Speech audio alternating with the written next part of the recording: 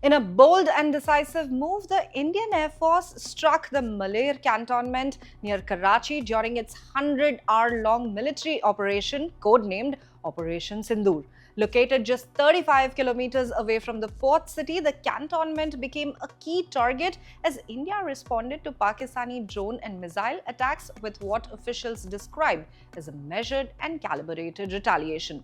Air Marshal A.K. Bharti, who is the Director General of Air Operations, emphasized the precision and restraint shown during the strikes. But it wasn't just the Air Force in action. The Indian Navy's carrier battle group was also deployed off the Karachi coast, reportedly signaling a full spectrum maritime readiness that mirrored the legendary offensive of the 1971 war. Let's take a look at when Karachi burned in 1971. Vice Admiral A.N. Pramod revealed that India's aircraft carrier-led battle group, completed with destroyers, frigates, submarines, and air assets, was moved into position outside Karachi's harbour. This forward deployment served not only as a strategic check on Pakistan's maritime forces, but also as a symbolic throwback to India's dominant naval campaign back in 1971, when Karachi port was decimated. The current deployment and strike brought back vivid memories of the 1971 Indo-Pak War, when General Sam Manekshaw famously predicted the 4th of December start to hostilities, a day after Pakistan launched airstrikes on 9 Indian airfields. The war saw the Indian Navy emerge as a dominant force, blocking supply routes and isolating Pakistani forces in the east.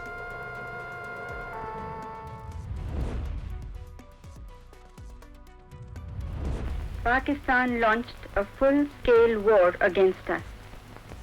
The Pakistan Air Force suddenly struck at our airfields in Amritsar, Pathankot, Srinagar, Avantipur, Uttarlai, Jodhpur, Ambala and Agra. Their ground forces are shelling our defense positions in Sulemanki, Khemkaran, Poonch and other sectors.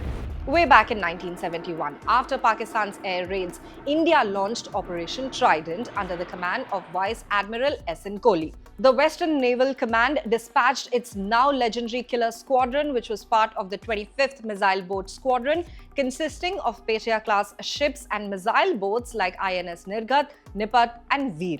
Armed with Russian Styx surface-to-surface missiles, they were tasked with attacking Karachi port.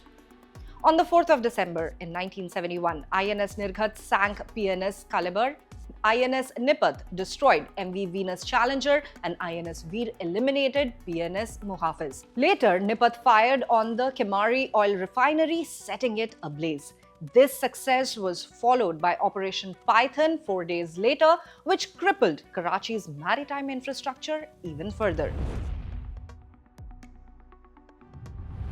The recent airstrike on Malir Cantonment and the Navy's Arabian Sea deployment were clear signals that India's military command isn't just reacting but drawing upon proven strategic frameworks. The 1971 offensive inflicted nearly $3 billion in losses on Pakistan, cut off its oil supplies, and blocked sea lines that supported the Pakistani war effort. These actions directly contributed to the isolation and eventual surrender of Pakistani forces in the east. In both the past and the present, air superiority and naval dominance have been central to India's strategy. INS Vikrant in 1971 had sealed control over the Bay of Bengal. Today, India's Navy is again demonstrating deterrence and capability with strategic deployments. India celebrates the 4th of December as Navy Day to honor the daring 1971 operations, particularly Operation Trident. Officers like Commander Babruban Yadav, who led the Killer Squadron and received the Mahavir Chakra, continue to inspire the armed forces. The use of anti-ship missiles, once unprecedented in the region, is now standard practice in India's naval playbook. As tensions continue to simmer along the western frontier, Operation Sindoor stands not just as a powerful military maneuver, but as a reminder of India's capacity for decisive action grounded in historical strategy and modern capability. For more updates on ceasefire talks and Operation Sindoor, stay tuned to the official YouTube channel of the Indian Express.